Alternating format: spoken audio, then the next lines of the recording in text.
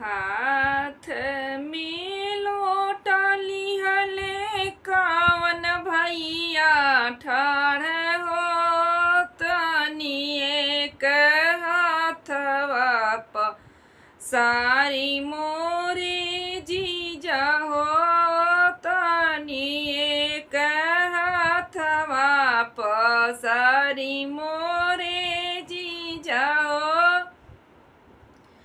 हाथ में लोटा लिहले कवन भैया ठाढ़ हो तनी एक हाथवा प सारी मोरे जीजा हो तनी एक हाथवा प सारी मोरे जीजा हो। कैसे के हाथवा प सारी मोरे सरऊ हो कैसे के हाथवा प सारी हमरे सरऊ हो। काशी के कलाइया पकड़ ले तू हर दीदी हो काश के कलाइया धैले बाड़ी तुहरे दीदी हो।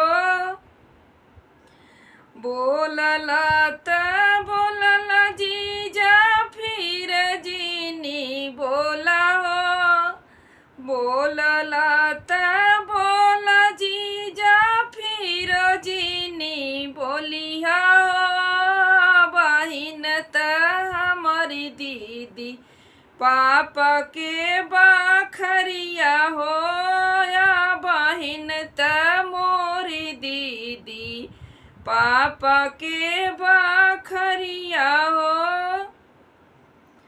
हाथवा में लोटा लिहले कवन भैया ठाढ़ हो तनी एक हाथवा प सारी मोरे जीजा हो तनी एक हाथवा प सारी मोरे जीजा हो। कैसे के हाथवा प सारी हमरे सरऊ हो काशी के कलाइया ध इले बाड़ी तुहर दीदियो काशी के कलाइया तुहरे धैले बाटी दीदियो। बोलला त बोलला जीजा फिर जीनी बोलिया हो। बहिन त मोरी दीदी चाचा के दुआरिया हो या बहिन त मोरी दीदी चाचा के दुआरिया हो। हाथवा में लोटा लिहले अपन भैया ठाढ़ हो तनी एक हाथवा प सारी हमरे जीजा हो तनी एक हाथवा प सारी हमरे जीजा हो। कैसे के हाथवा प सारी हमरे सरऊ हो तुआरी दीदी धैले बाड़ी कलैया हो। बोलला त बोलला जीजा फिर जीनी बोलिया हो।